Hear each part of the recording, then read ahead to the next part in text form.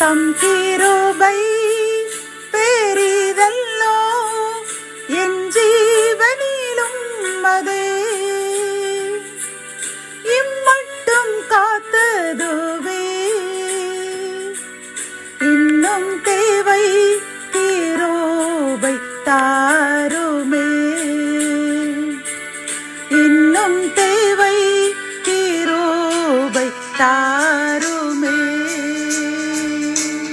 ஆண்டவரும் அருமை இரட்சகருமாகிய இயேசு கிறிஸ்துவின் ஈடு இணையற்ற நாமத்தில் சேனைகளின் கர்த்தர் ஊழியத்தின் மூலம் 21/9/2025 இந்த நாள் உங்களுக்கும் உங்கள் சந்ததிகளுக்கும் ஆசீர்வாதத்தின் நாளாக அமையப் போகிறது என்று மனதார வாழ்த்துகின்றேன்.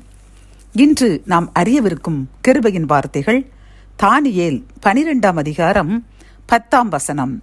அநேகர் சுத்தமும் வெண்மையுமாக்கப்பட்டு புடமிடப்படுவார்களாய் விளங்குவார்கள்.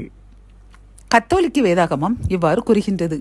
பலர் தம்மை தூய்மைப்படுத்திக் கொள்வர், புடம் போடப்படுவர், தம்மை வெண்மையாக்கிக் கொள்வர் என்கின்றது. இந்த செய்தியை கேட்டுக்கொண்டிருக்கின்ற என் அன்பு சகோதரனே சகோதரியே, கர்த்தர் இன்று இந்த கிருபையின் வார்த்தைகள் மூலம் நமக்கு கூறும் ஒரு சிறந்த ஆலோசனையும் அறிவுரையும் என்னவென்றால், ஏதோ ஒரு துன்பத்தில் நீங்கள் அகப்பட்டு கொண்டு நமக்கு இனி வாழ்வு உண்டா கிடையாதா, அல்லது விடுதலை உண்டா, எனது கட்டுகள் அறுக்கப்படுமா என்று நீங்கள் யோசித்துக் கொண்டிருக்கின்றீர்கள். அது மட்டுமல்ல, நான் என்ன பாவம் செய்தேன் அல்லது எனது மூதாதையர்கள் எந்த தவறு செய்தார்கள் என்று நீங்கள் யோசித்துக் கொண்டிருக்கின்றீர்கள் அல்லவா? கர்த்தர் உங்களை பார்த்து கூறுகின்றார், அப்படியல்ல என் அன்பு சகோதரனே சகோதரியே, நீங்கள் என்னுடைய இந்த சோதனையில் சுத்தமாகவும் வெண்மையுமாக்கப்பட்டு புடமிடப்பட்டவர்களாய் விளங்குவீர்கள்.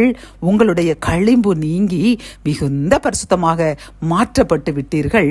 அதற்காகத்தான் இந்த சோதனையை நான் அனுமதித்தேன் என்று கர்த்தர் கூறுகின்றார். பிரியமானவர்களே, ஆகவே நீங்கள் நான் செய்த பாவமா மூதாதையர் செய்த பாவமா என்று யோசிப்பதை விட்டுவிட்டு கர்த்தர் உங்களை அவருடைய ஊழியத்திற்கென்று அவருக்கென்று வேறுபடுத்தி விட்டார். ஆகவே தான் நீங்கள் மிகவும் சுத்தவான்களாக பரிசுத்தவான்களாக வாழும் பொழுதுதான் பிறர் உங்களை பார்த்து கை நீட்டி இவளுக்கு இந்த செய்தியை கூற என்ன தகுதி இருக்கின்றது என்று, அதனால் கர்த்தருடைய நாமமும் தூஷிக்கப்படக்கூடாது என்பதற்காகத்தான் கர்த்தர் இந்த சோதனையை அனுமதித்து உங்களை சுத்தமும் வெண்மையுமாக புடமிட்டு பரிசுத்தவான்களாய் மாற்றிவிட்டார்.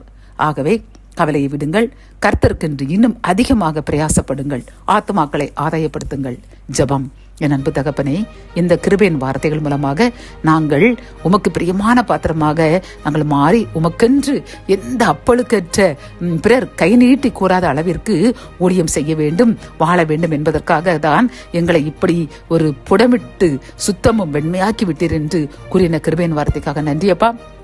நாங்கள் பட்ட இந்த துன்பத்திற்காக சந்தோஷமாய் நன்றி கூறுகின்றோம். இன்னும் பரிசுத்தமாய் வாழ்ந்து உமக்கு ஊழியம் செய்வோம் என்று தீர்மானிக்கின்றோம். ஆசீர்வதிங்க. தீர்மானத்தின்படி உமக்கு உகந்த ஊழியக்காரர்களை மாற்றுங்க, ஊழியம் செய்ய பலப்படுத்துங்க, சோர்வுகளை நீக்குங்க.